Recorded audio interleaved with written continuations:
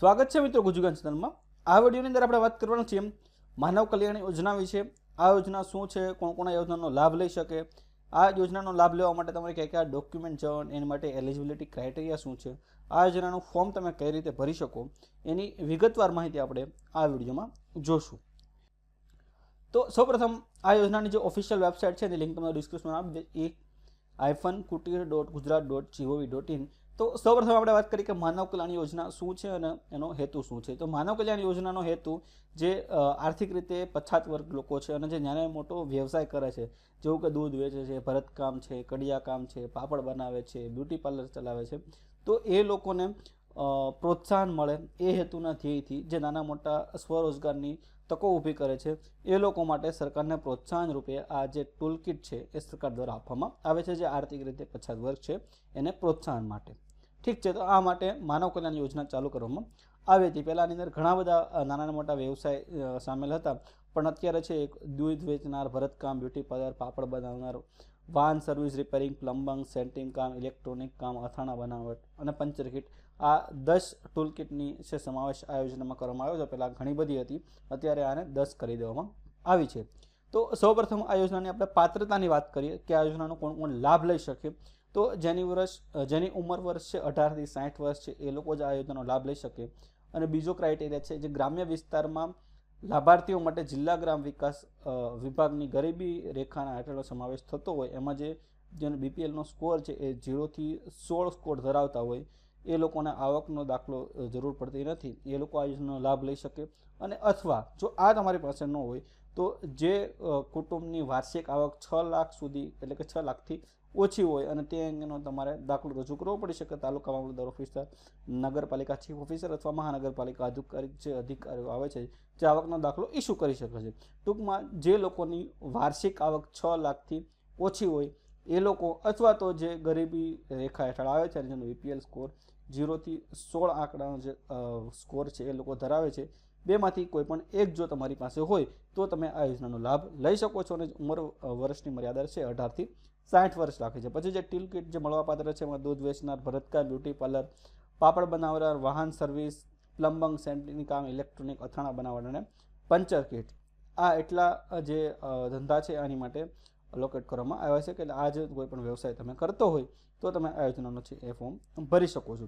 પછી અહીંયા માહિતી આપેલી છે કે અરજદારોએ ફક્ત ઓરિજિનલ ડોક્યુમેન્ટ અહીંયા સબમિટ કરવાના એ આપી છે। અને પછી આ સેલ્ફ ડિક્લેરેશન ફોર્મ અહીંયા આપેલું છે। આ સેલ્ફ ડિક્લેરેશન ફોર્મ તમે જ્યારે ફોર્મ ભરો ત્યારે તમારે છે અટેચ કરવાનું હોય છે। ઠીક છે, તો આપણે વાત કરીએ પાત્રતાની। હવે આપણે વાત કરીએ કે જો તમારે આ યોજનાનું ફોર્મ ભરવું હોય તો એની માટે આ જે પોર્ટલ છે ગવર્મેન્ટનું, એમાં તમારે રજિસ્ટ્રેશન કરવાનું રહેશે। જો તમારી પાસે આનું રજિસ્ટ્રેશન કરાવેલું ન હોય તો અહીંયા ફોર ઇન્ડિવિજ્યુઅલનું રજિસ્ટ્રેશન, એની પર તમારે ક્લિક કરી અને તમારે જે તમારું પૂરું નામ છે, Aadhaar card number, mobile number, email ID અને પાસવર્ડ નાખી અને અંદર તમારે એકાઉન્ટ બનાવી લેવાનું છે। જો તમારી પાસે એકાઉન્ટ બનાવેલું ન હોય તો મેં આની અંદર ઓલરેડી એકાઉન્ટ બનાવેલું છે તો હું અહીંયા લોગિન કરી લઉં છું।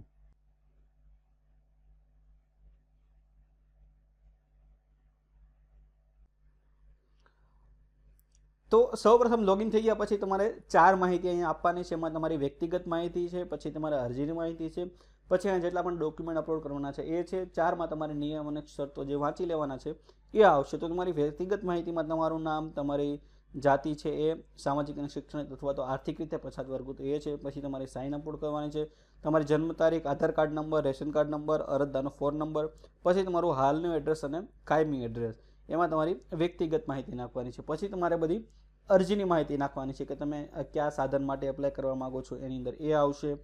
એની અંદર તમારી જે શૈક્ષણિક લાયકાત હોય છે એ આવશે। પછી તમારી જે વાર્ષિક આવક છે એ આવશે, ધંધાની વિગત છે, તમે કયો ધંધો કરો છો, ક્યાં ગ્રામીણની અંદર આવે છે કે સિટીની અંદર આવે છે, લોન જરૂર પાત્ર છે કે નહીં। પછી અહીંયા જે મહત્વનું છે એ તમારે ઈ શ્રમ કાર્ડ તમારી પાસે હોવું જોઈએ। પછી તમારે અહીંયા ઈ શ્રમ કાર્ડ જો તમારી પાસે ન હોય તો તમારે અહીંયા રજીસ્ટર કરી અને નવું ઈ શ્રમ કાર્ડ બનાવવાનું રહેશે। જો તમારે પાસે ન હોય તો આપણે ઓલરેડી વિડીયો બનાવેલો છે, તમે ઈ શ્રમ કાર્ડ કઈ રીતે કઢાવી શકો એની લિંક તમને આ બટન ઉપર આપી દઈશ। પછી અહીંયા તમારે તમારું જે એડ્રેસ છે, ધંધાની જે બધી માહિતી એ અહીંયા નાખી દેવાની છે। પછી લાસ્ટમાં તમારે જેટલા પણ ડોક્યુમેન્ટ રિક્વાયર્ડ છે એ ડોક્યુમેન્ટ તમારે બધા અપલોડ કરવાના રહેશે। તો ડોક્યુમેન્ટની અંદર આપણે વાત કરીએ તો તમારે રેશન કાર્ડ છે, આવકનો દાખલો છે અને આધાર કાર્ડ છે। તો અહીંયા તમારે આધાર કાર્ડની નકલ આવશે। પછી રેશન કાર્ડની પ્રથમ પાનાની અને બીજા પાનાની નકલ અહીંયા તમારે આવશે અપલોડ કરવાની. પછી ઉંમરનો પુરાવો, એમાં તમારે જન્મ તારીખનો દાખલો, આધાર કાર્ડ, પાન કાર્ડ, ચૂંટણી કાર્ડ અથવા તો શાળા છોડવાનું પ્રમાણપત્રમાંથી કોઈ પણ એક ડોક્યુમેન્ટ ઉંમરના પુરાવા તરીકે આપી શકો છો. પછી આવશે self declaration form. Self declaration form જે આપણે આગળ વાત કરી એ સેલ્ફ ડિક્લેરેશન ફોર્મ તમારે ડાઉનલોડ કરી લેવાનું છે અને એની લિંક તમને ડિસ્ક્રિપ્શનમાં પણ આપી દઈશ. એમાં તમારે અહીંયા તમારું નામ, જે ગામ, તાલુકો, જિલ્લો, ઉંમર અને હું આટલા વર્ષ અને મહિના છે અને આ સાધન અને યોજના પર કામ કરી રહ્યો છું અને કુશળતા ધરાવું છું, એટલે જે સાધન અને યોજના ઉપર તમે કામ કરી રહ્યા હોય એનું નામ લખી દેવાનું છે. એવી રીતે તમારું અહીંયા સ્થળ, અરજદારની સહી અને તારીખ આ સેલ્ફ ડિક્લેરેશન ફોર્મ તમારે ભરી અને આની અંદર અપલોડ કરવાનું રહેશે. પછી અહીંયા જાતિનો દાખલો, જેમાં આપણે સામાજિક અને શૈક્ષણિક રીતે પછાત વર્ગ આગળ કરેલું છે એટલે જાતિનો દાખલો આપણે અપલોડ કરવાનો રહેશે અહીંયા, કેમ કે આપણે એ કેટેગરીમાં એપ્લાય કરીએ છીએ એટલે. ઠીક છે. તમે જો આર્થિક રીતે પછાત વર્ગમાં એટલે કે ઈડબ્લ્યુએસની અંદર કરો તો તમારે ઈડબ્લ્યુએસનો આવશે, એસસીનો કરશો તો એસસીનો આવશે, એસટીનો કરશો તો એસટી, જનરલનો કરો તો એમાં કોઈ દાખલો આવતો નથી. ઠીક છે. તો જે તમે આગળ કાસ્ટ સિલેક્ટ કરી એમાં જો જાતિનો દાખલો જરૂર હોય તો તમારે અપલોડ કરવો પડી શકે છે. પછી આવકનો પુરાવો, એમાં જો તમારે બીપીએલનો સ્કોર હોય તો એ, અથવા આવકનો દાખલો જે 6 લાખથી ઓછી આવક ધરાવતો આવકનો દાખલો હોય તો એ બેમાંથી કોઈ પણ એક તમે અપલોડ કરી શકો છો. જેટલા પણ ડોક્યુમેન્ટ તમે અપલોડ કરો એ 10 MBથી ઓછી ફાઇલ હોવી જોઈએ અને જેટલા પણ ડોક્યુમેન્ટ અપલોડ કરો એ તમારે ઓરિજિનલ ડોક્યુમેન્ટ હોવા જોઈએ અને સ્કેન કરેલા હોવા જોઈએ કે સામેવાળાને દેખાય. ઠીક છે. એમાં જો કોઈ ક્વેરી આવશે તો તમને આ ફોર્મ જો ફાઇનલ વેરિફિકેશનમાં જશે, એમાં જો ડોક્યુમેન્ટ નહીં દેખાય તો એમાં ક્વેરી તમારે ફરીથી અપલોડ કરવાના રહેશે. ઠીક છે. તો પછી લાસ્ટમાં આ તમારા ડોક્યુમેન્ટ અપલોડ થઈ જાય પછી તમારે નિયમ અને શરતો વાંચી લેવાના છે અને ટિક માર્ક કરી અને ફોર્મ છે એ ફાઇનલ સબમિશન માટે આપી દેવાનું છે. ફાઇનલ સબમિશનમાં જાય પછી એનું લકી ડ્રો પ્રમાણે ચાલતું હોય છે કે બધા, કેમ કે આમાં એપ્લિકેશન ફોર્મ ઘણા બધા આવતા હોય છે, એ બધાને લગભગ આ લોકો યોજનાનો છે એ સહાય નથી આપતા. એમાં રેન્ડમલી અમુક લોકોને સિલેક્ટ કરે છે, એ લોકોને આ ટૂલ કિટ સહાય છે એ પ્રોવાઈડ કરવામાં આવે છે સરકાર દ્વારા. ઠીક છે. તો જે એમાં જો લિસ્ટમાં તમારું નામ આવશે તો તમને ફોન દ્વારા અથવા તો મેસેજ દ્વારા જણાવી દેવામાં આવશે કે આ યોજનામાં તમે સિલેક્ટ થયેલા છો. બરાબર છે. તો આ રીતે તમારે છે આ માનવ કલ્યાણ યોજનાનું ફોર્મ ભરવાનું રહેશે. તો આ વિડીયોની અંદર આપણે વાત કરી કે માનવ કલ્યાણ યોજના શું છે, કોણ કોણ આનો લાભ લઈ શકે, કઈ રીતે તમે એનું ફોર્મ ભરી શકો અને એલિજિબિલિટી ક્રાઇટેરિયા શું છે, આ યોજનાનો મુખ્ય ધ્યેય શું છે, એની વાત આપણે આ વિડીયોમાં કરી.